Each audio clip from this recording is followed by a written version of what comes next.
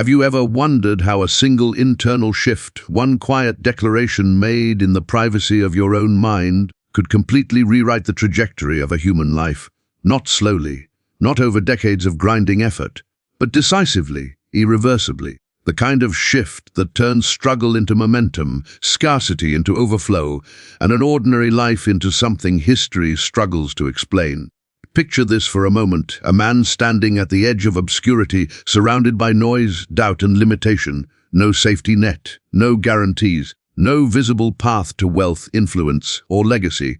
And yet, within a relatively short span of time, that same man becomes a multi-billionaire in impact, influence, and material success, not through inheritance, not through luck, not through manipulation, but through a single declaration, one internal recognition that reordered everything downstream. This is not a motivational story. It's not a rags to riches fairy tale designed to make you feel good and then return you to the same mental cage you started in.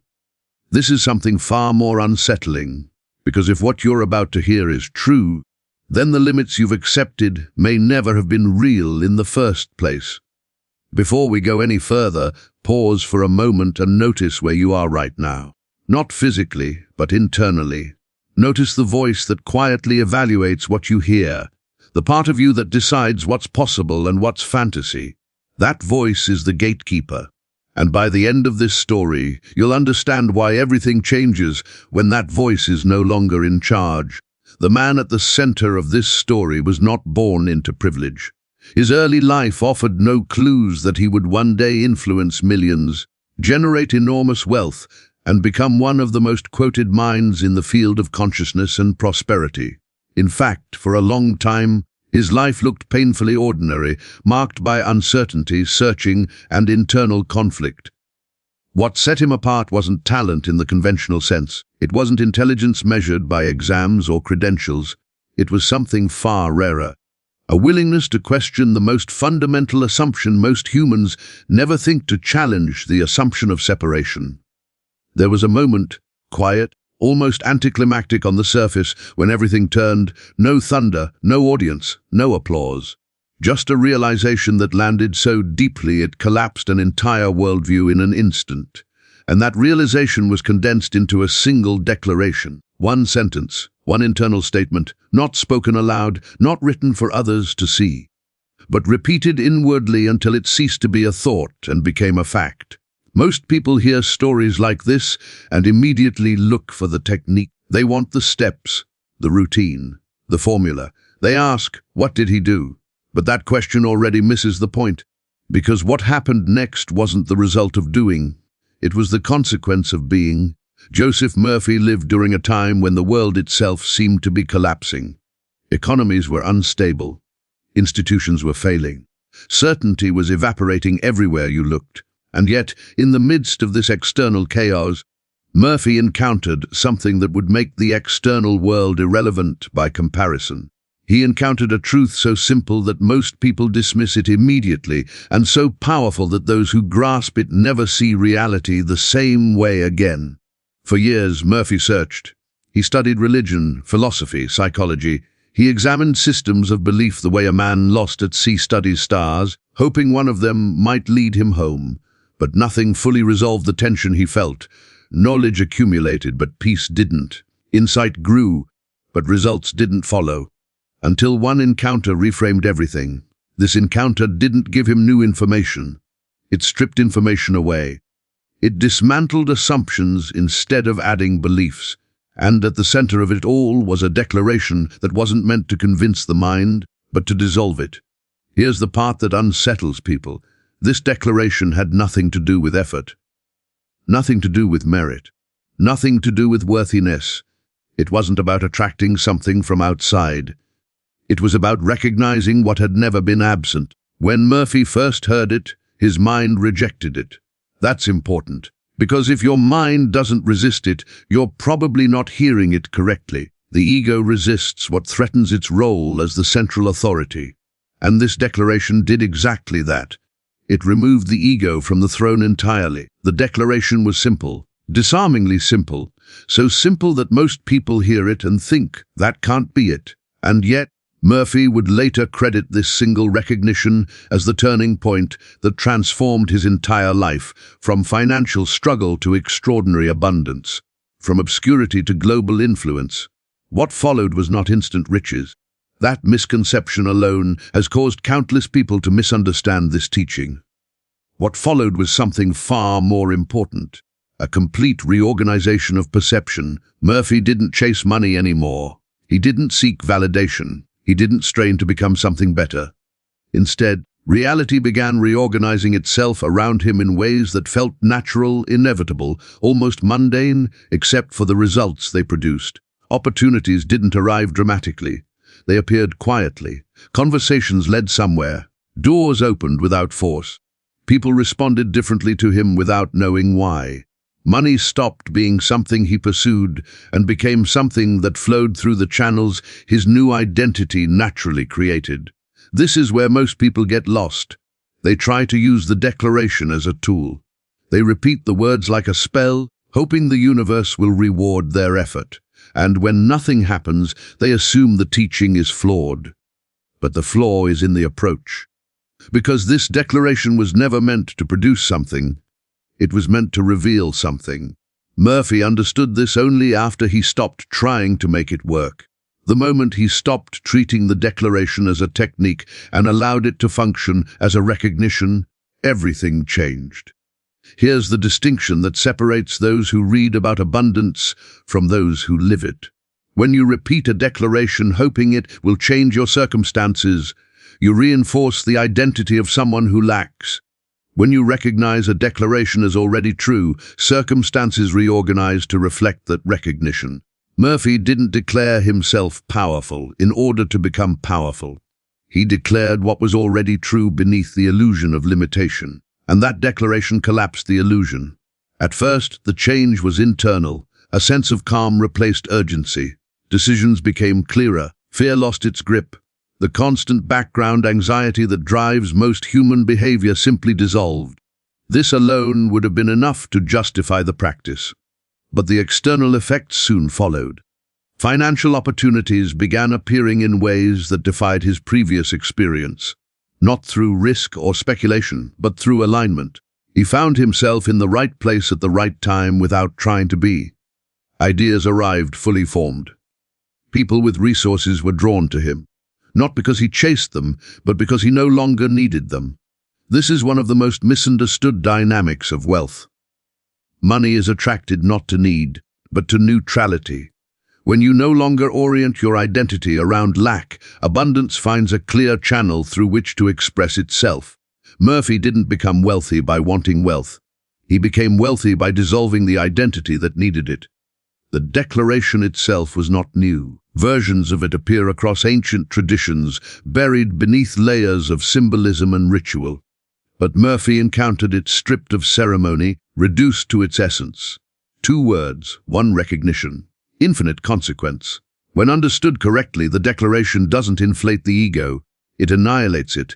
It doesn't make you feel superior. It makes comparison meaningless. It doesn't separate you from others. It dissolves the boundary entirely. This is why it was guarded, not because it was dangerous, but because it is easily misunderstood. In the wrong hands, it becomes spiritual ego. In the right understanding, it becomes liberation. Murphy practiced the declaration in silence. Always in silence. Not because it was forbidden to speak, but because speaking engages the analytical mind, the very mechanism that maintains separation. Silence allowed the recognition to bypass analysis and settle directly into identity. He practiced it in the moments when the mind was least defensive. The space between waking and sleep, the drowsy state where the guard drops and truth slips through unchallenged. Not repeating mechanically, not forcing belief. Simply resting in recognition until it felt natural. And when it felt natural, effort vanished. There was nothing to make happen, nothing to manifest. Life began responding as if it had been waiting for permission all along. This is the part most people overlook. The declaration didn't create wealth. It removed the internal contradiction that blocked it.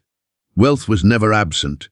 It was unexpressed. Murphy's rise wasn't dramatic in the way movies portray success. There were no sudden jackpots, no overnight headlines. Instead, there was momentum, stability, compounding alignment. Each step made the next inevitable. He began teaching, writing, speaking, and his words carried weight, not because of embodiment, but because of embodiment. People felt something when he spoke, a certainty, a calm authority that didn't seek agreement, and that resonance translated into influence. Influence translated into reach. Reach translated into extraordinary financial success. Over time, the scale grew beyond anything he could have planned. Books sold in the millions. Teaching spread globally. Wealth followed impact, not the other way around. And through it all, the declaration remained unchanged. It was never about becoming rich. It was about recognizing reality. And reality, once recognized, expressed itself abundantly. Here's the uncomfortable truth. Nothing Murphy experienced is exclusive to him. There is no hierarchy in consciousness, no special permission required. The only barrier is misidentification, believing yourself to be a fragment instead of the source. Most people live as if they are waves trying to control the ocean. Murphy realized he was the ocean expressing as a wave. And from that perspective, scarcity becomes absurd. If you're listening to this and feeling something stir, not excitement, but recognition, that's not coincidence. That's the same truth responding to itself. You don't need to believe it. Belief is irrelevant. Recognition doesn't require belief. It simply occurs. The declaration that transformed Murphy's life was not a claim about personality. It was a statement about identity at the deepest level. And once that identity shifted, everything built upon it had no choice but to follow. You don't need to chase outcomes. You don't need to fix yourself. You don't need to deserve abundance. You need only to stop denying what you already are. Murphy understood this, lived it, proved it, not through argument, but through results that spoke louder than explanation. And the most extraordinary part, the declaration still works. Not because it's magical, but because it's true. The question isn't whether it can change your life. The question is whether you're willing to let go of the identity that says it can't. Because the moment you do, you'll discover something unsettling and beautiful all at once. You were never meant to struggle your way to abundance. You were meant to recognize your way into it. And once that recognition occurs, there is no going back. Once that recognition stabilizes, something subtle but irreversible happens. You stop negotiating with reality. You stop asking permission. You stop waiting for conditions to improve before you allow yourself to feel whole, secure, or powerful. And from the outside, nothing about you may look dramatic at first, but internally the axis has shifted. This is where Murphy noticed the most profound change. Not in his bank account at first, but in how life responded to him. Situations that once triggered anxiety no longer hooked him. Delays didn't feel like threats. Setbacks didn't collapse his sense of self. It was as if the emotional charge had been unplugged from circumstance entirely. And that emotional neutrality turned out to be the most valuable asset he had ever possessed. Because when you are no longer reacting from fear, you begin to see clearly, and clarity is expensive. Clarity attracts power. Murphy found himself making decisions that previously would have felt reckless, but now felt obvious. Walking away from things that didn't align, even when they seemed safe. Saying yes to opportunities that had no visible guarantees but felt internally inevitable. And again, those decisions proved correct. Not because of foresight, but because they were made from identity rather than insecurity. This is something almost no one teaches about wealth. Most people think success comes from better strategies. Murphy discovered it comes from a different state of being altogether. Strategy without identity alignment collapses under pressure. Identity alignment makes strategy almost irrelevant. As his work expanded, so did his resources. But notice the order. Influence first, money second, stability first, scale second. This is the opposite of how most people chase wealth, and that's precisely why most people never catch it. When Murphy spoke about prosperity later in life, his tone was unmistakable. There was no hunger in it, no urgency, no convincing. He wasn't trying to sell abundance, he was describing a law, and laws don't persuade, they function. Behind closed doors, when students asked him how to make money, he redirected them away from money entirely. Not because money didn't matter, but because obsession with money was a symptom of misidentification. He knew that if identity shifted, money would reorganize itself automatically. This frustrated people. Some left. Some accused him of being vague. Others stayed and watched their lives change in ways they couldn't logically explain. Murphy never promised instant riches. In fact, he warned against impatience. Not because manifestation takes time, but because impatience reveals attachment to outcome. And attachment reasserts the identity of lack. Instead, he emphasized consistency of recognition, quiet, daily, unannounced, not affirming loudly, not visualizing frantically, simply resting in the truth long enough for the nervous system to stop resisting it. This is why the declaration worked. It wasn't fighting the mind. It was bypassing it. It wasn't trying to dominate reality. It was aligning with it. And here's the part that almost no one notices. Once the declaration stabilized, Murphy stopped thinking about it. Not because he forgot it, but because it no longer needed repetition. You don't repeat what you know. You repeat what you doubt. The declaration had done its work. It dissolved the internal fiction of separation. And once that fiction collapsed, effort lost its purpose. From that point on, life didn't feel like a problem to solve. It felt like a process unfolding. Challenges still appeared, but they no longer threatened identity. They were handled, addressed, integrated, without drama. This is why his wealth grew quietly but relentlessly. No desperation leaks, no erratic swings, no self-sabotage. Just alignment expressing itself through increasingly larger channels. People often ask how someone like Murphy could amass such enormous material success while speaking so little about money itself. The answer is uncomfortable but simple. He wasn't interested in money, he was interested in truth. And money follows truth far more reliably than it follows desire. When your sense of self is stable, your actions become coherent. When your actions are coherent, systems trust you. When systems trust you, resources move toward you effortlessly. This is the mechanics behind what looks miraculous from the outside. No mystery, no magic. Just identity expressed without distortion. If you're still listening, it's likely because something in you already recognizes this. Not as hope, but as familiarity. As if you've brushed against this understanding before, in quiet moments, then dismissed it because it felt too simple. Simplicity is threatening to a mind trained on complexity, but reality itself is simple. It's our resistance that makes it feel difficult. Murphy's declaration didn't make him special. It removed the belief that he wasn't. And in doing so, it removed the ceiling most people never realize they're living under. There is nothing you need to add to yourself. No missing ingredient, no final breakthrough waiting in the future. The only thing that ever needed to change was the identity you were operating from. That's why the declaration was enough. Not because words have power, but because truth does. And truth, once recognized, never argues. It simply expresses.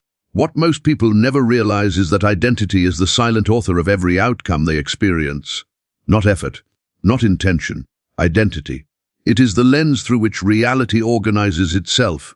Change the lens, and the same world produces entirely different results. Murphy didn't change the world.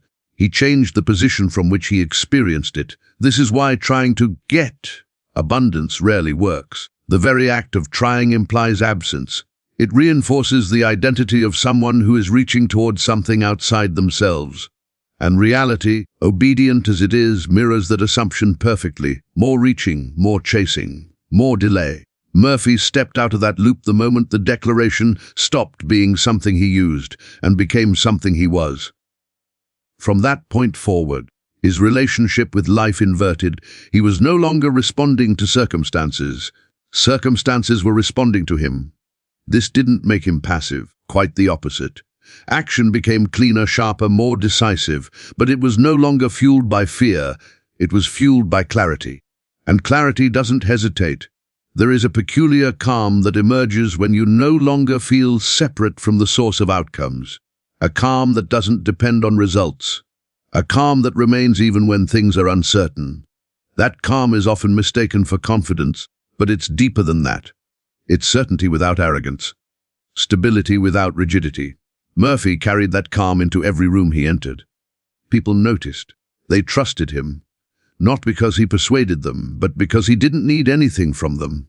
And needlessness is magnetic. This is the paradox at the heart of wealth creation. The more you need money to feel whole, the harder it is to accumulate. The moment you stop needing it to define you, it begins to flow. Not as a reward, but as a reflection. Murphy never framed his success as proof of superiority. He framed it as evidence of alignment. Anyone willing to release the fiction of separation could experience the same expansion. But very few were willing to let go of the identity that kept them small. That identity feels familiar, safe, predictable. It explains past failures and justifies future caution. Letting it go can feel like stepping into emptiness. But that emptiness is not absence, it's capacity. This is where most people turn back. Not because they can't understand the declaration, but because they're unwilling to surrender the story they've been telling themselves about who they are. The struggle becomes part of their identity. The limitation becomes intimate. Murphy let it go, and in doing so he discovered something most people never touch: effortless authority, not over others, but over his own experience. As years passed, the scale of his life expanded far beyond personal wealth. His words reshaped how millions understood themselves, and that influence generated resources on a scale that seemed disproportionate to the simplicity of the idea that started it all. But that's the nature of truth. Simple causes, exponential effects. If you reduce this story to how to get rich, you miss it entirely. Wealth was a byproduct. The real transformation was ontological, a shift in being, and once being changes, doing rearranges itself automatically. There is no final step after recognition, no graduation ceremony, no finish line. Life simply continues, but from a higher octave of coherence. Murphy didn't wake up every day thinking about the declaration. He woke up as it. And from that place, life unfolded with an intelligence that no plan could replicate. The most dangerous misunderstanding is believing this requires belief. It doesn't. Belief is unstable. Recognition is final. Once you see, you cannot unsee, and that is why this story continues to unsettle people decades later, because it quietly suggests that the walls they've been pushing against may never have been structural, only assumed. Nothing is being withheld from you. No test, no cosmic approval process. The only thing standing between you and the life you sense is possible is the identity you're still clinging to out of habit. Murphy didn't add anything to himself. He subtracted the false, and what remained expressed itself without obstruction. That is the power of a single declaration, not as a sentence, but as a realization. Once that realization lands, effort relaxes, fear dissolves, and life, no longer resisted, begins to cooperate. Not because you demanded it, not because you deserved it, but because you finally stopped pretending you were separate from it. And when life begins to cooperate, it does so quietly at first, almost shyly, as if testing whether you will revert back to the old identity at the first sign of uncertainty. Murphy noticed this pattern early on. Small confirmations, subtle alignments, moments where things worked out with an ease that felt unfamiliar, not dramatic enough to boast about, not obvious enough to convince a skeptic, but unmistakable to someone who had lived on the other side of effort for so long. This is where discernment deepens, because the old reflex is to grab onto these moments and say, "See, it's working." But that impulse itself comes from insecurity. Murphy learned to let confirmations pass without commentary, without clinging, without turning them into proof, because needing proof is just another way the mind tries to reassert control.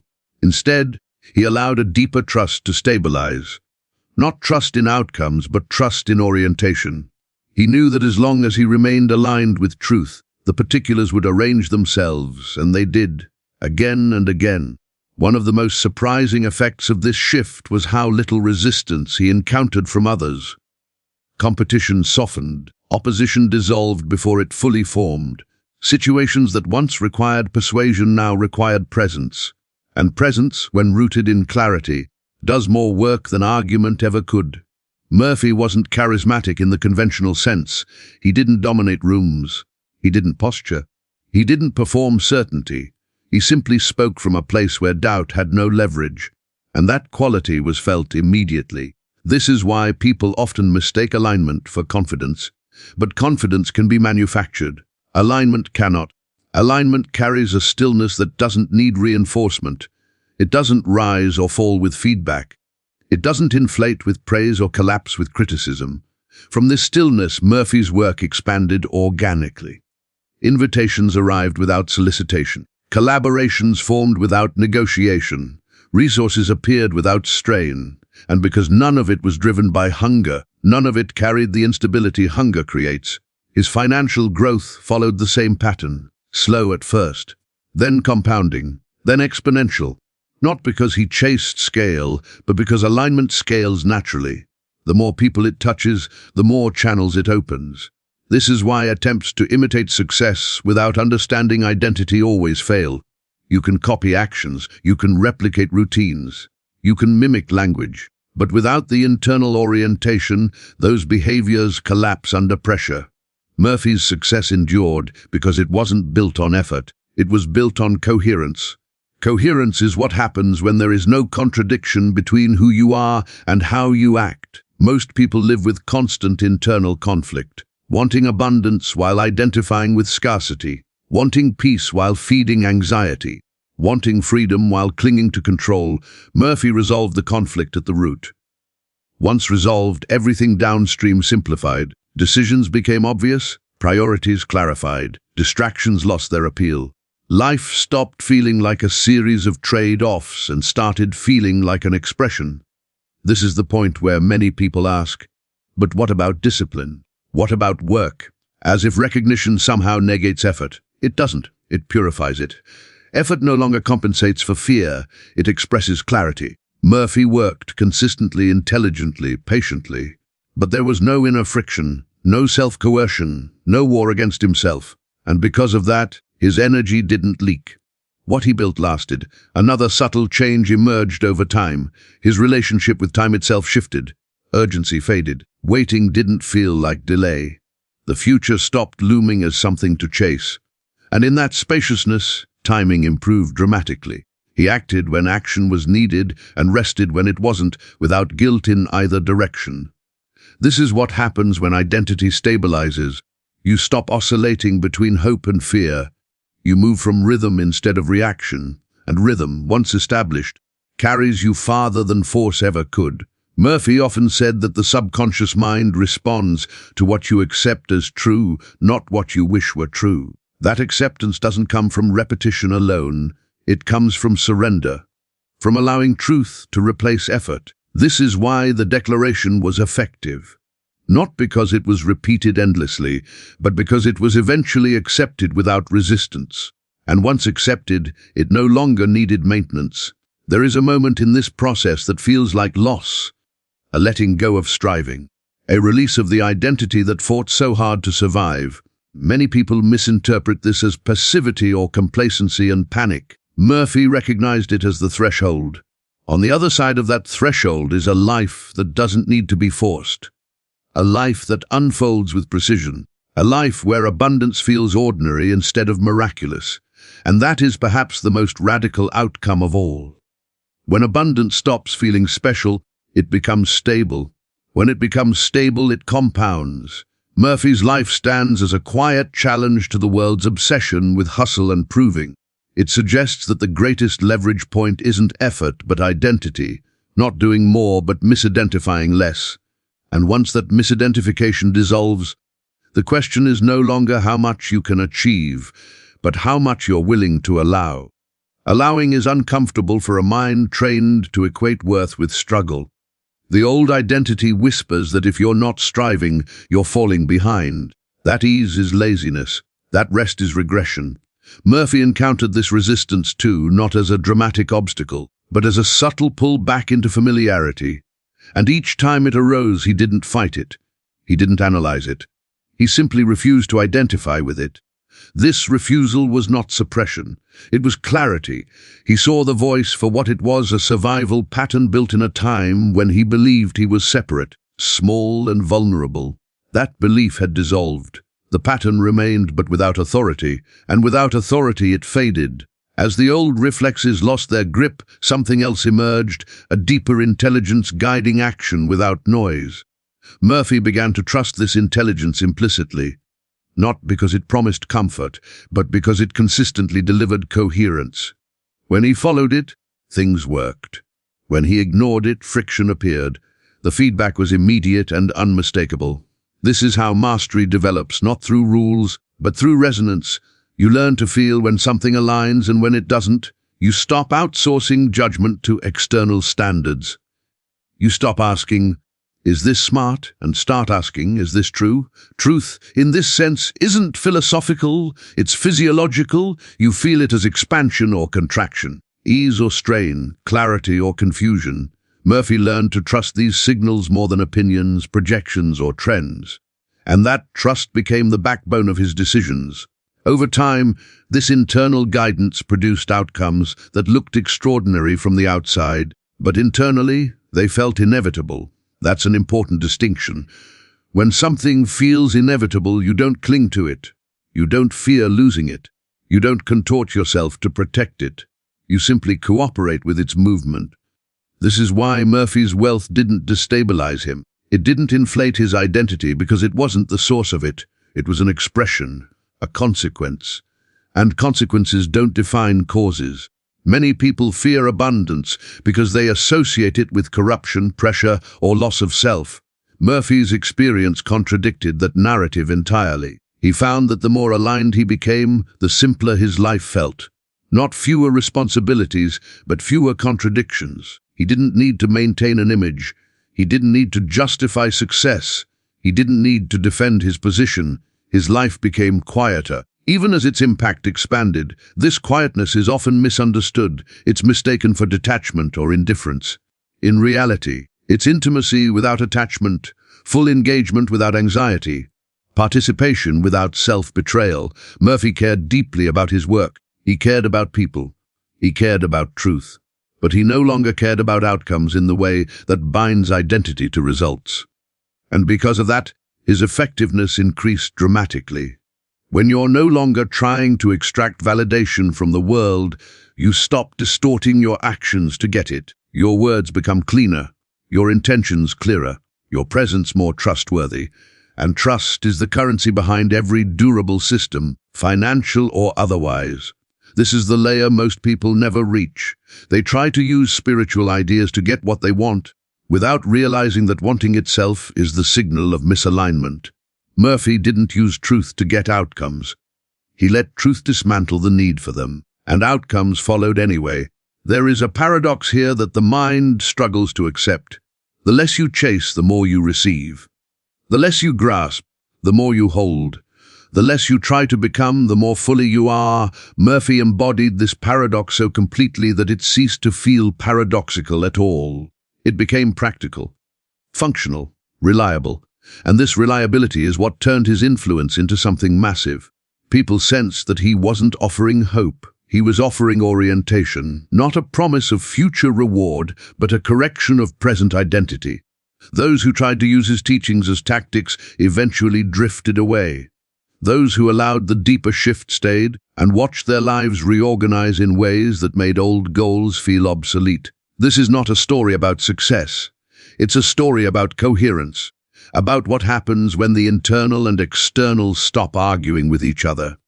The declaration that began it all was not an affirmation of greatness. It was a surrender to truth, a relinquishing of the lie of separation. And once that lie fell away, everything built upon it had to change. Murphy didn't become a multi-billionaire by chasing money. He became one by no longer standing in the way of what was already moving through him. That's the part that unsettles people. Because it means there's nothing to conquer, nothing to earn, nothing to force. Only something to stop pretending about. And when you stop pretending about who you are, about what you need, about where power comes from, life responds with a precision that feels almost personal. Not because you've bent reality to your will, but because you've finally stopped resisting it. When resistance dissolves, effort transforms. It no longer feels like pushing against a wall. It feels like moving with a current that was always there. Murphy described this phase not as success, but as alignment made visible. And visibility, when it's rooted in truth, naturally attracts scale. At this stage, something curious happens to desire itself. It doesn't disappear, but it changes texture. It becomes quieter, less compulsive. You still create, still build, still expand, but without the undertone of insufficiency. Desire stops being a demand placed on the future and becomes a direction of expression in the present. Murphy noticed that the things he once desperately wanted now arrived with such ease that they barely registered as achievements, and the things that didn't arrive simply lost their emotional charge. He wasn't disappointed. He wasn't resigned. He just wasn't attached. That neutrality created an internal freedom that no amount of money alone could have produced. This is where many observers get confused. They see the wealth, the influence, the reach, and assume the motivation was ambition. But ambition implies lack. Murphy's drive came from coherence, from the natural impulse of life to express itself fully when unobstructed. You can feel the difference. Ambition is tense. Coherence is relaxed. Ambition burns energy. Coherence generates it. As Murphy's work touched more people, the systems around him responded accordingly. Publishing, speaking, partnerships, everything scaled not because he optimized, but because he didn't interfere. When something aligned, he followed it. When it didn't, he let it pass. No drama, no justification. This selective engagement protected his energy, and energy, when conserved and directed, becomes power. Quiet power, sustainable power, the kind that compounds instead of collapsing. There's an unspoken fear many people carry that if they let go of control, everything will fall apart. Murphy discovered the opposite. The more he relinquished control, the more intelligently life organized itself. Not chaotically, not randomly, but with a precision that felt almost intimate. This intimacy with life is what most people are actually seeking when they chase wealth. Not money itself, but the sense of being supported, guided, and in sync. Murphy found that directly, without detouring through endless striving, and once found, it couldn't be lost, because it wasn't dependent on conditions. The declaration that initiated this transformation didn't bind him to a belief system. It freed him from one. It didn't require faith. It required honesty. Honesty about what he truly was beneath the learned narratives of limitation. That honesty became his anchor, in uncertainty, in expansion, in moments of challenge. It didn't protect him from difficulty, but it removed the suffering layered on top of it. And without suffering, difficulty becomes manageable, even instructive. This is why his life appears so extraordinary in retrospect. Not because it lacked challenges, but because challenges never defined him. They passed through without leaving scars, lessons without trauma, growth without damage. Wealth accumulated as a byproduct of this orientation. Influence expanded as a consequence of clarity, but the core remained unchanged. The declaration didn't evolve, it didn't need to. Truth doesn't improve. It only reveals itself more clearly over time. Murphy often spoke about how people overcomplicate transformation because they're afraid of its simplicity. Simplicity offers no place to hide, no techniques to blame, no process to delay. It confronts you with one question only: are you willing to stop misidentifying? That question is uncomfortable, because the old identity has stories, defenses, explanations. Letting it go feels like stepping into groundlessness.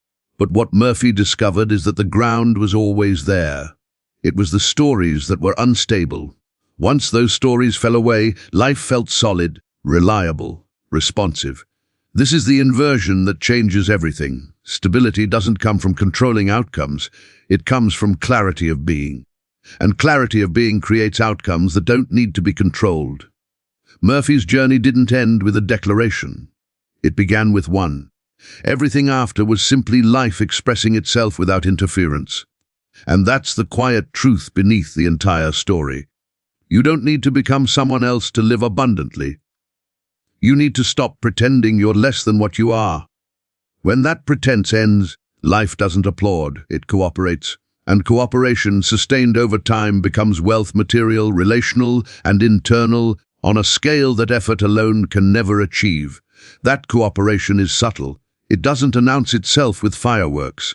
It shows up as timing that works, as meetings that matter, as ideas that land without resistance. And because it feels ordinary when it happens, many people overlook it entirely. Murphy didn't. He recognized ordinariness as the signature of alignment. When life stops fighting you, it doesn't feel magical, it feels normal. This is why outsiders often underestimate the depth of his transformation. They see results and assume effort. They see reach and assume ambition. But the engine underneath it all was remarkably quiet. No inner conflict, no constant self-correction, no oscillation between hope and fear. Murphy understood that when identity is resolved, complexity collapses. You don't need elaborate plans because your perception sharpens. You don't need constant motivation because resistance disappears. You don't need to force discipline because action arises naturally when it's time. And perhaps most importantly, you stop bargaining with life. You no longer ask, if I do this, will I get that? That transactional mindset fades. Replaced by a relational one, you act because it's true, because it aligns, because it's the next clear movement. Outcomes follow not as payment, but as correspondence. This is the deepest misunderstanding about wealth. It's not compensation for effort. It's correspondence with identity. When who you are matches what you're doing, value flows. When there's a mismatch, friction appears. Murphy removed the mismatch at the root. Over time, he became almost indifferent to milestones. Numbers grew, reach expanded, recognition accumulated, but none of it altered his internal orientation. He didn't need to protect success because it wasn't propping him up. It was resting on something more stable. That stability allowed him to give freely. Ideas, time, presence, without depletion. Because he wasn't giving from a finite store, he was allowing something infinite to express through a finite form. And the more freely it expressed, the more channels opened for it to move through. This is how impact becomes exponential. Not by scaling tactics, but by removing resistance. Not by pushing harder, but by getting out of the way. Murphy's life eventually reached a point where the label successful felt inadequate. Success implies a contest, a finish line, a comparison. What he lived was something else entirely, a continuous unfolding that didn't need validation. And this is the part that rarely gets said out loud. The declaration didn't make him invincible. It made him unburdened. It didn't grant immunity from loss. It removed the identity that made loss devastating. It didn't promise constant pleasure. It delivered consistent peace. From that peace, everything else made sense. Even difficulty, even endings, even uncertainty. None of it threatened what he knew himself to be. People who met him late in life often remarked on the same thing. Not his wealth, not his reputation, but his stillness, a stillness that didn't withdraw from the world, but held it gently. That stillness is the real inheritance of the declaration. Wealth was just one of its visible expressions. If there is a single thread running through Murphy's entire journey, it's this: life becomes remarkably cooperative when you stop arguing with what you are. Not what you want to be, not what you fear you aren't, what you are. That argument is subtle. It shows up as self-doubt, overthinking, comparison, urgency, control. Murphy didn't defeat those tendencies. He outgrew them by no longer feeding the identity they belonged to. And when that identity dissolved, so did the struggle that depended on it.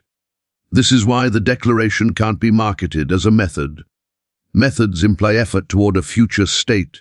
This is recognition of a present fact, and present facts don't require improvement, only acknowledgement. You don't practice gravity. You don't visualize it. You don't earn it.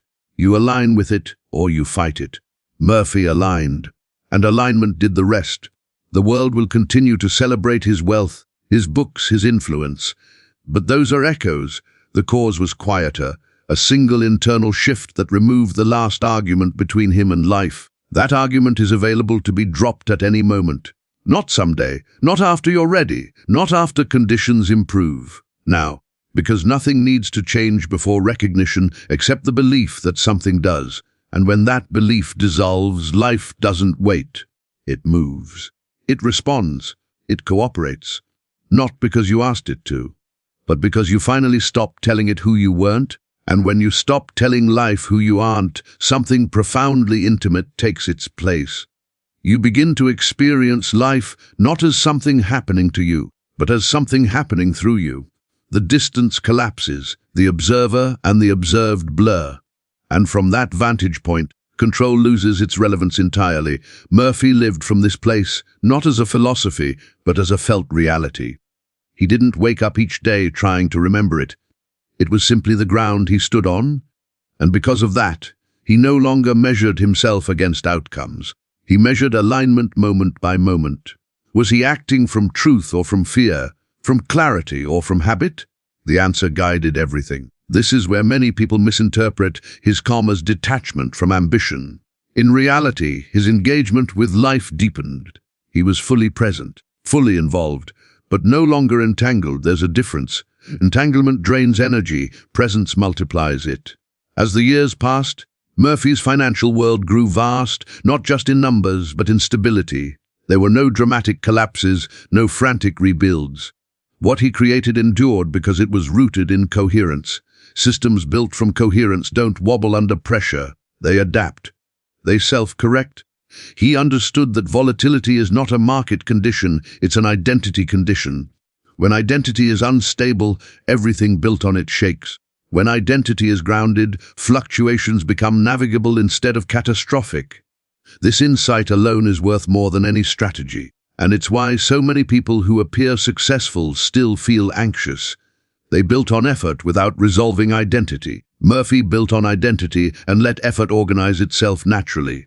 At a certain point, even teaching transformed. He stopped trying to convince. He stopped trying to explain. He spoke, and those who were ready heard. Those who weren't, didn't, and he was at peace with both. That peace is the clearest indicator that the declaration had done its work. When you no longer need others to agree with you, you're no longer trying to extract reality from them. You're standing in it already. Murphy never framed this as enlightenment. He avoided grand labels. He preferred practicality. Does it work? Does it stabilize you? Does it reduce fear and increase clarity? If so, it's real. If not, discard it. And it worked, consistently, quietly, relentlessly. The simplicity of it is what makes it difficult to accept. There's nothing to master, no hierarchy to climb, no gate to pass through, just a single recognition that removes the false center around which struggle organizes itself. That's why people resist it. The ego thrives on complexity, on progress narratives, on becoming. This teaching dissolves all of that. It doesn't offer a future self to aspire to. It reveals the present self that's been obscured. Murphy didn't become extraordinary. He stopped denying the ordinary miracle of being itself. And that miracle, once unobstructed, expressed itself as abundance without effort. This is why no amount of repetition works without surrender. You can say the words 1,000 times and remain unchanged if you're using them to become something. But say them once, honestly, as recognition, and the shift is permanent. Because recognition isn't an action, it's a collapse. The collapse of false identity. The collapse of resistance. The collapse of the inner argument that says life must be wrestled into cooperation. When that argument ends, life doesn't negotiate. It flows. Murphy's life stands as quiet evidence of this. Not proof to be debated, but demonstration to be noticed. The kind of demonstration that doesn't shout, but lingers. If you've stayed this long, it's not because you're looking for a technique. It's because something in you recognizes the truth beneath the words. Not as inspiration, but as familiarity. That familiarity is the invitation, not to do something, not to fix anything, but to stop, to let the old identity loosen, to allow what's always been present to come forward without resistance. Nothing else is required, and when nothing is required, everything becomes possible. What follows that possibility is not fireworks but grounding, not excitement but steadiness. The nervous system relaxes because it no longer needs to defend a fragile sense of self. And from that relaxation, intelligence sharpens. You begin to notice things you once missed, not because they were hidden, but because you were too tense to see them. Murphy often spoke of this as returning to center, not a mystical center, but a practical one. The point where reaction ends and response begins. Where you are no longer pushed or pulled by circumstance, but engaged with it directly. From this center, action becomes efficient. Waste disappears. Overthinking dissolves. This is where life starts to feel strangely economical, Not in the sense of saving or restricting, but in the sense that nothing is wasted. Every experience contributes. Every encounter teaches. Even missteps refine clarity instead of eroding confidence. Murphy didn't avoid mistakes. He simply didn't personalize them. Without personalization, learning accelerates. There's no shame to slow it down. No identity to protect. Just feedback, integrated cleanly. That integration is what allowed him to move quickly when opportunities appeared. He didn't hesitate. He didn't second guess. He didn't need consensus. And because of that, timing favored him again and again. Most people miss opportunities not because they aren't capable, but because they're internally divided. One part wants to move forward. Another part fears exposure. Another part clings to familiarity. Murphy resolved the division, and with division gone, movement became natural. This is the hidden cost of self-doubt. It fragments energy. It scatters attention. It delays action until momentum dies. Murphy paid that cost early in life. Once he stopped paying it, everything sped up. As his influence grew, so did the simplicity of his personal life. He didn't accumulate complexity to match his success, he reduced it. Fewer unnecessary commitments, fewer entanglements, fewer compromises with things that didn't align. This simplicity preserved clarity, and clarity preserved momentum. People often assume that scaling requires complexity. Murphy's life demonstrated the opposite. Scale emerges from simplicity sustained over time. When the core is clear, expansion doesn't distort it. This is why his teachings translated across cultures, economies, and generations. They weren't bound to trends. They addressed something fundamental: the confusion about where power actually resides. Murphy never claimed power as something he possessed. He recognized it as something he expressed. That distinction matters. Possession implies fear of loss. Expression implies continuity, and continuity is what made his wealth durable. Markets fluctuated. Circumstances changed. But the source remained constant. He wasn't relying on conditions. He was operating from identity. This is the part few people want to hear. There is no guarantee of comfort in this recognition. There is only stability. Comfort may come and go. Stability remains. And from stability, comfort tends to follow anyway. Murphy didn't promise a life without challenge. He demonstrated a life without inner resistance to challenge. That difference changes everything. When resistance ends, stress becomes information instead of threat. Pressure becomes guidance instead of burden, and difficulty becomes refinement instead of punishment. This orientation allowed Murphy to age without contraction. His curiosity remained alive, his clarity intact, his engagement with life undiminished. Success didn't calcify him, it softened him, and that softness, grounded, unafraid, unpretending, was perhaps his greatest wealth. It made connection easy, teaching natural, giving effortless. The declaration that initiated this life wasn't dramatic. It wasn't shouted. It wasn't shared publicly at first. It was private, intimate, almost fragile in its simplicity. But simplicity, when true, is indestructible. Once seen, it doesn't fade. Once integrated, it doesn't require upkeep. You don't need to remind yourself of what you are. You only need to notice when you've forgotten, and forgetting becomes increasingly rare. Murphy didn't build a life by trying to improve himself. He lived a life that expressed what remained after self-improvement lost its relevance. That's the quiet revolution at the heart of this story. Not transformation into something new, but the removal of what was never real.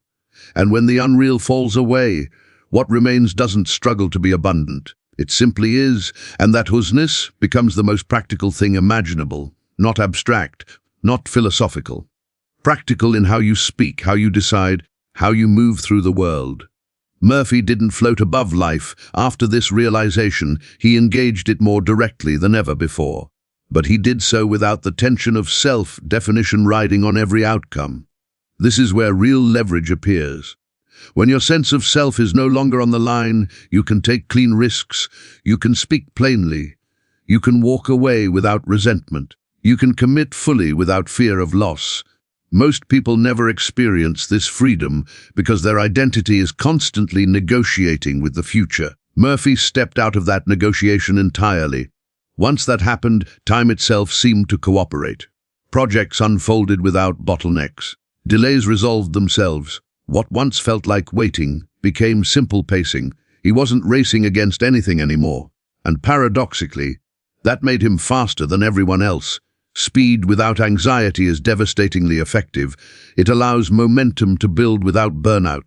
It allows correction without shame. It allows persistence without obsession.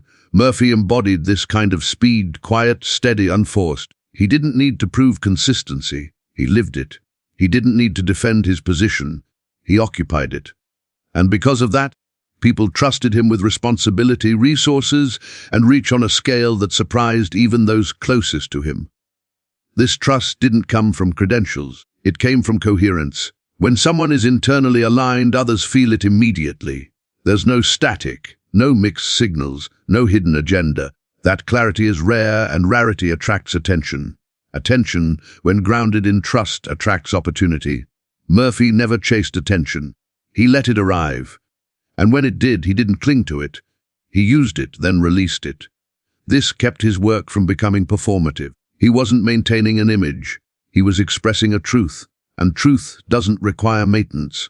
As wealth accumulated, he remained strangely uninterested in excess for its own sake.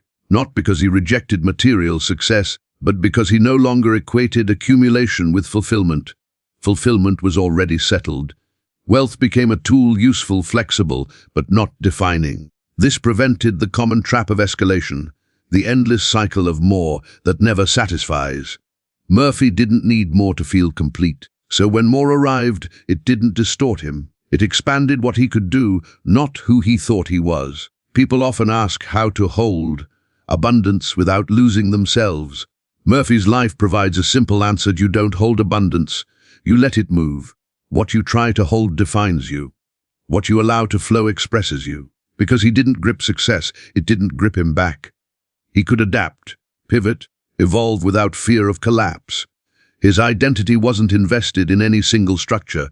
It was rooted in something deeper, unchanging, unthreatened. This root is what most people miss while chasing results.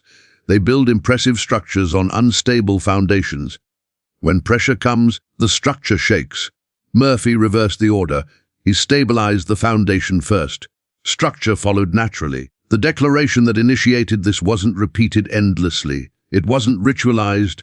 It didn't become a crutch. It did its work and stepped aside. That's how you know a truth is real. It doesn't demand attention. It liberates it.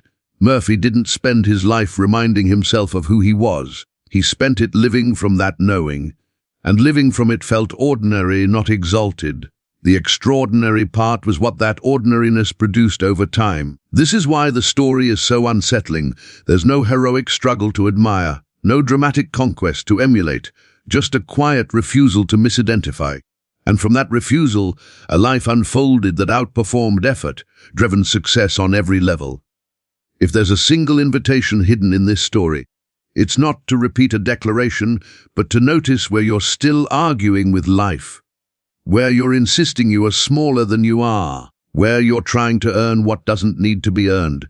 Those arguments feel convincing. They sound responsible, mature, realistic. Murphy believed them too until he didn't.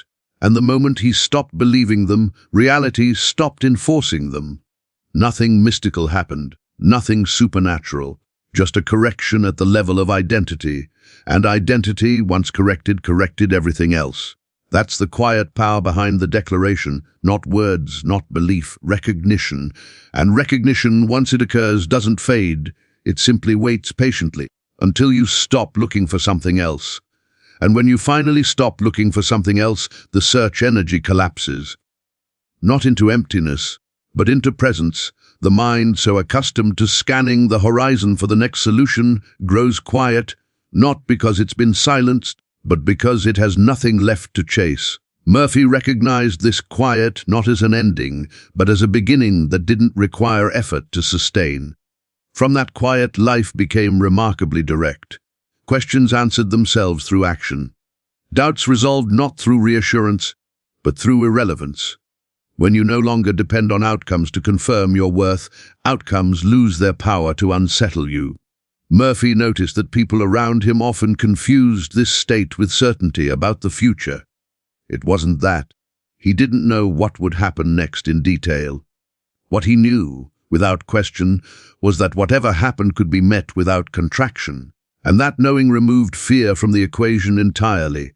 Fear is expensive. It consumes energy before anything even goes wrong. Murphy stopped paying that cost, and the surplus energy went somewhere, into creativity, into clarity, into sustained focus that didn't exhaust him. This is why his work had longevity.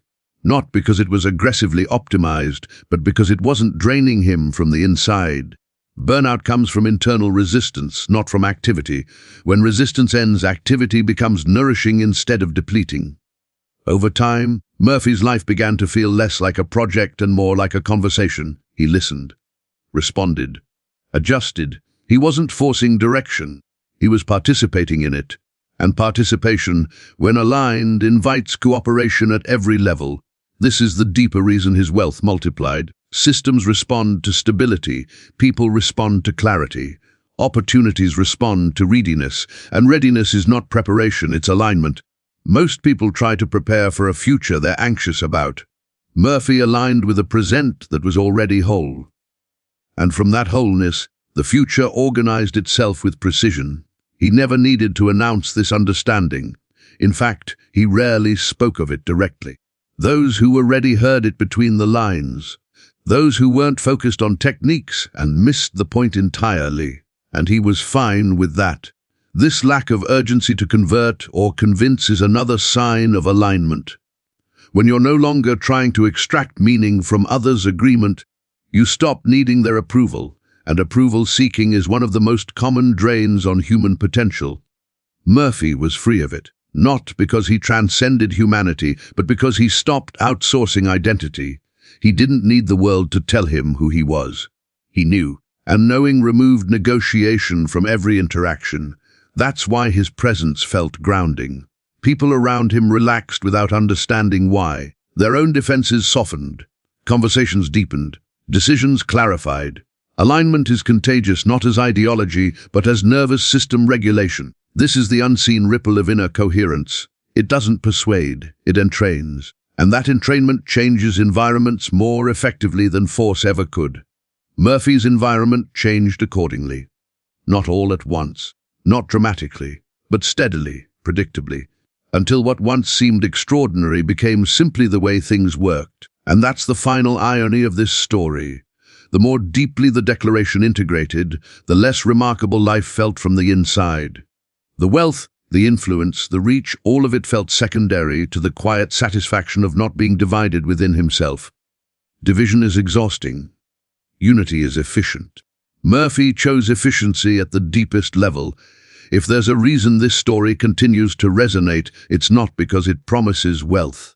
It's because it hints at relief. Relief from striving, relief from self-doubt, relief from the endless internal commentary that tells you life is something to be conquered. Murphy didn't conquer life. He stopped resisting it, and life responded with a generosity that no amount of effort could have compelled. That generosity wasn't sentimental. It was precise, proportionate, functional. It gave exactly what was needed when it was needed without drama. This is what alignment looks like in practice. Not miracles, but appropriateness. Not spectacle, but sufficiency that grows into abundance over time. The declaration that initiated all of this was not powerful because it asserted dominance. It was powerful because it ended the argument. And when the argument ends, reality stops pushing back. There is nothing to add to this, nothing to improve, nothing to optimize. The invitation is as simple as it has always been: stop identifying with what you are not. When that stops, life doesn't need motivation, it moves. And when life moves without resistance, what it creates often looks like success, but feels like peace. Peace has a way of doing something unexpected over time. It compounds, not emotionally, but structurally. When your inner state is no longer fragmented, the structures you build begin to reflect that unity. Murphy's later years were marked not by intensity, but by elegance. His life worked, not perfectly, but coherently. And coherence is the rarest form of wealth. By then, the declaration that once felt radical had become invisible, not forgotten, integrated. It no longer registered as a thought because it had become the baseline. Like gravity, it didn't need to be referenced to function. It simply held everything in place. This is why trying to use the declaration misses the point. Tools are picked up and put down. Identity is lived. Murphy didn't live as someone practicing a principle. He lived as someone who had stopped misidentifying. And from that place, principles expressed themselves naturally. People around him often remarked that he seemed unburdened by the future, not careless, not indifferent, simply unafraid. And fearlessness, when grounded, is extraordinarily attractive to opportunity. Not because it seeks it, but because it doesn't repel it.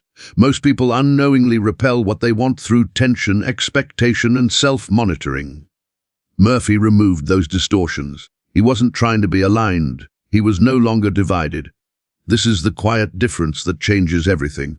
Alignment can be pursued. Unity cannot. It must be recognized, and once recognized, it does not fluctuate. Murphy's financial legacy eventually reached numbers that made headlines, but numbers were never the point. They were symptoms. Symptoms of a life no longer leaking energy through internal conflict. Symptoms of clarity sustained over decades. That sustainability is what separates fleeting success from lasting wealth. Anyone can surge. Very few can remain stable as scale increases. Murphy remained stable because he wasn't anchored to outcomes. He was anchored to identity. Identity, once corrected, does not need protection. And what doesn't need protection can grow without fear. This is why his story endures. Not because it offers a shortcut to riches, but because it reveals a shortcut out of struggle, out of self-opposition, out of the exhausting attempt to become worthy of life. Murphy never became worthy. He recognized he already was. And recognition ended the effort to prove it. If you've listened this far, it's not because you're waiting for a final instruction. It's because something in you already knows there isn't one. The mind wants steps. Life wants honesty. Honesty about where you're still pretending to be smaller. Honesty about where you're still negotiating your right to exist fully. Honesty about where effort is being used to compensate for identity confusion. The declaration that transformed Murphy's life was not a mantra for success. It was an admission of truth. And truth, once admitted, reorganizes everything without asking permission. You don't need to announce it. You don't need to defend it. You don't need to repeat it forever. You only need to stop contradicting it. When that contradiction ends, the struggle ends with it. And what remains is not a new life, but life finally unobstructed. That unobstructed life expresses itself naturally, sometimes as wealth, sometimes as influence, sometimes simply as deep, unshakable peace. Murphy experienced all three, not because he chased them, but because he got out of the way. And that, quietly, is the entire secret. What remains after that realization is not emptiness, but fullness without noise. A fullness that doesn't announce itself, doesn't demand attention, doesn't need constant reinforcement. Murphy lived from that fullness, and because it was quiet, it was easy to underestimate until you looked at what it produced over time. Time is the great revealer. Short bursts of effort can create spikes. Alignment creates trajectories. Murphy's life was a trajectory, year after year, the same inner coherence expressing through different forms. Teaching, writing, investing, mentoring. Each expression looked different on the surface, but the source never changed. This is why his work aged so well. Trends passed, language evolved, economic climates shifted. Yet the core of what he shared remained relevant because it wasn't tied to circumstance. It addressed the constant underneath all circumstances, the identity from which experience arises. Murphy never claimed to own this understanding. He pointed to it. Again and again. Not dramatically, not insistently. Simply as a fact that could be noticed or ignored. And he understood that ignoring it wasn't a failure. It was timing. Readiness cannot be forced. Recognition happens when resistance is exhausted, when the old strategies stop working, when effort finally admits it isn't enough. That's often when people find this teaching not as inspiration, but as relief. Relief from carrying themselves as a problem, relief from needing to justify their existence, relief from the endless internal audit of worth. Murphy didn't escape humanity. He escaped the belief that humanity was separate from the source of life. That belief is what creates struggle. Remove it, and struggle loses its foundation. This doesn't mean life becomes predictable. It becomes navigable. It doesn't mean challenges disappear. They stop being personal. And when challenges aren't personal, they're solvable.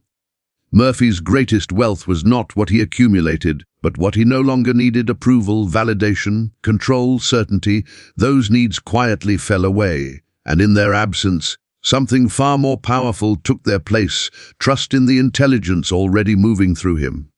That intelligence doesn't shout. It nudges. It doesn't command. It aligns, and when you stop resisting it, it organizes your life with an efficiency that no plan can match.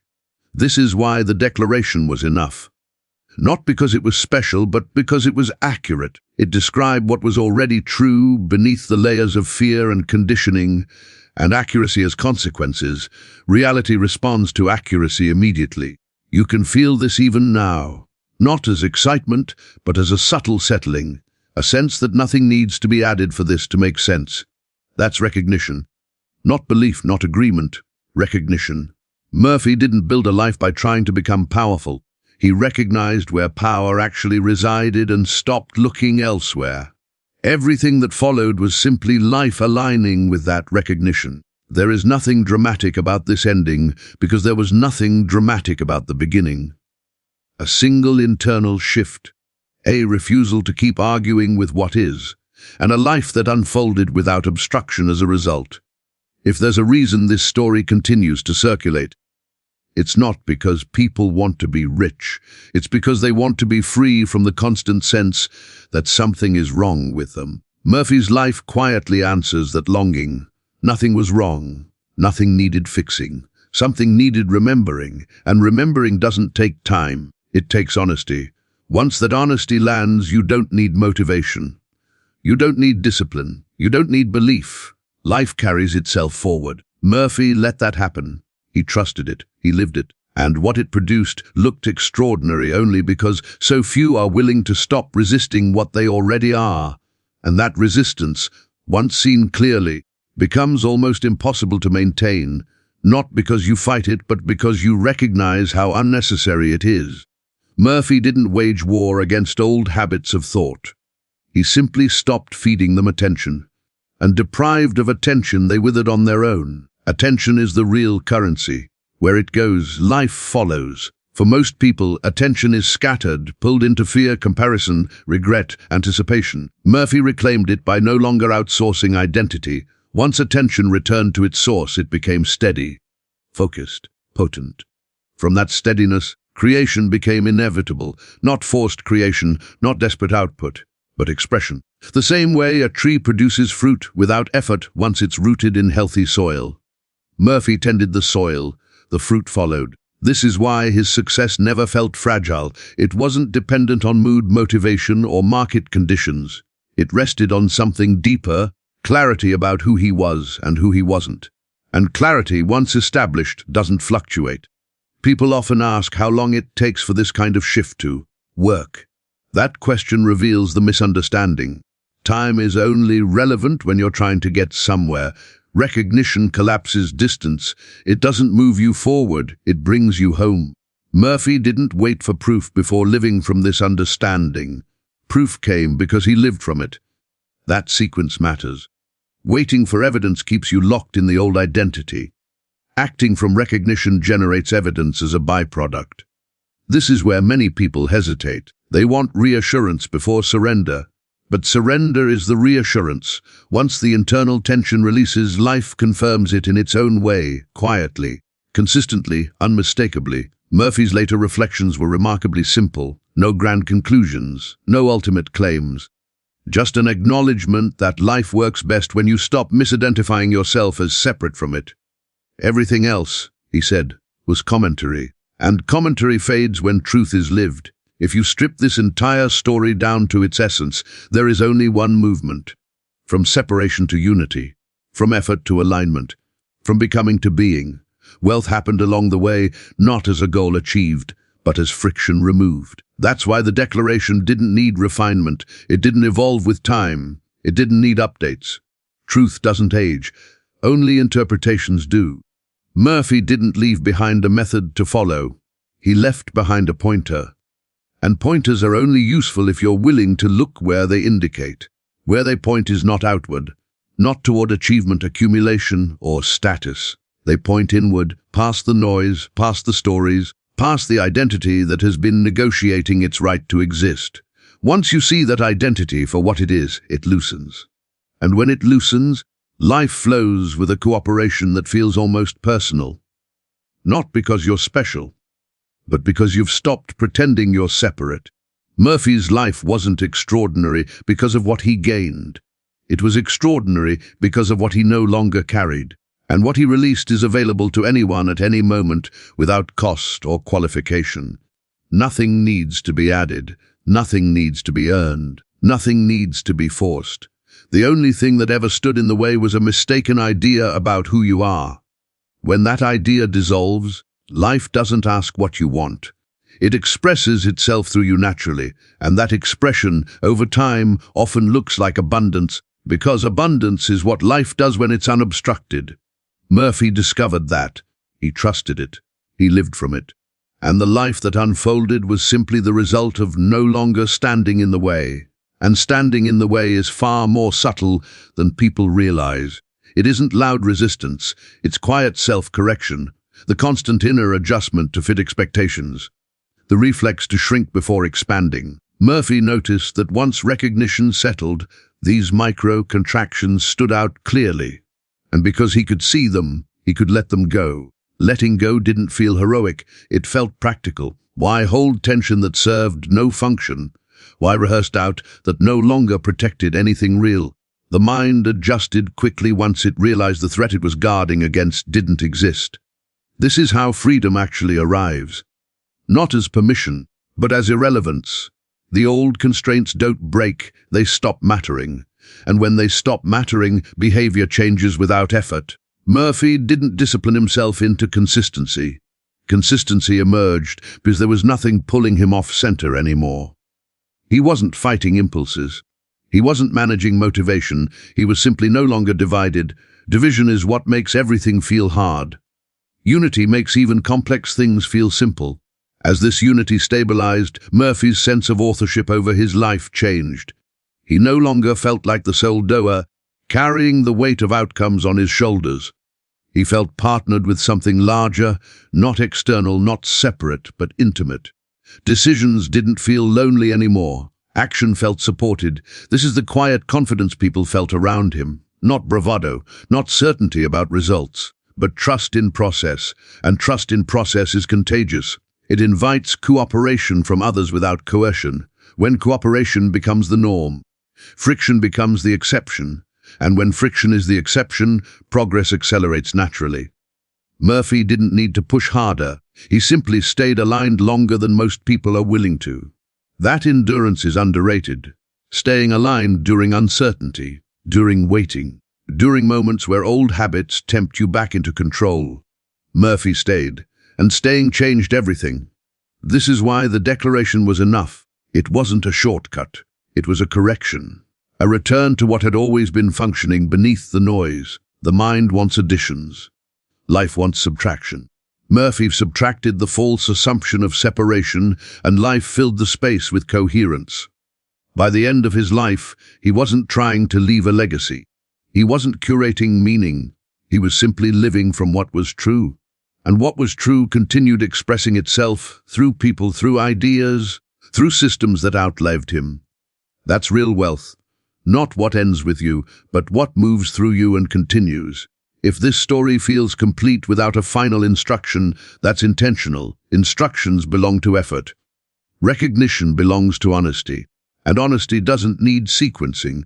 There is nothing to wait for, nothing to unlock, nothing to become. The moment you stop arguing with what you are, life responds. Quietly at first, then consistently, then unmistakably. Joseph Murphy didn't turn into a multi-billionaire by declaring something new. He allowed something ancient and obvious to take its rightful place. And everything that followed was simply life, finally unobstructed, doing what it does best. And that is where this story truly ends, not with a climax, not with a promise, not with a command, but with a stillness that needs no conclusion. Because nothing is being built here, Nothing is being sold. Nothing is being reached for. Joseph Murphy's life did not prove that declarations create wealth. It revealed something far more unsettling and far more liberating, that wealth, peace, clarity, and influence emerge naturally when the inner argument finally stops, when the false identity steps aside, when life is no longer resisted. He didn't conquer fear. Fear became unnecessary. He didn't master effort. Effort lost its role. He didn't chase abundance. Abundance expressed itself. What looks like a dramatic transformation from the outside was, from the inside, simply a return to sanity, a return to alignment, a return to what had always been functioning underneath the noise. There was no moment where life said yes to him. He stopped saying no to life. And when that happened, nothing needed to be forced anymore. Opportunities appeared without pursuit. Resources moved without manipulation. Influence expanded without self-promotion. Not because he learned how to control reality, but because he stopped standing apart from it. That is why this teaching feels dangerous to the part of the mind that survives on struggle. Because it offers no role for effort to play in identity, no ladder to climb, no future self to become. It ends the search, and when the search ends, what remains is not emptiness but presence, not ambition but clarity. Not striving, but cooperation. Joseph Murphy didn't become extraordinary. He stopped pretending he was separate. And life, relieved of resistance, did the rest. There is nothing left to add, nothing left to explain, nothing left to chase. Only something to stop denying. And when that denial ends, life doesn't reward you. It recognizes itself and moves freely through you, without obstruction, without delay, without effort. That is the real declaration, and it does not need to be spoken.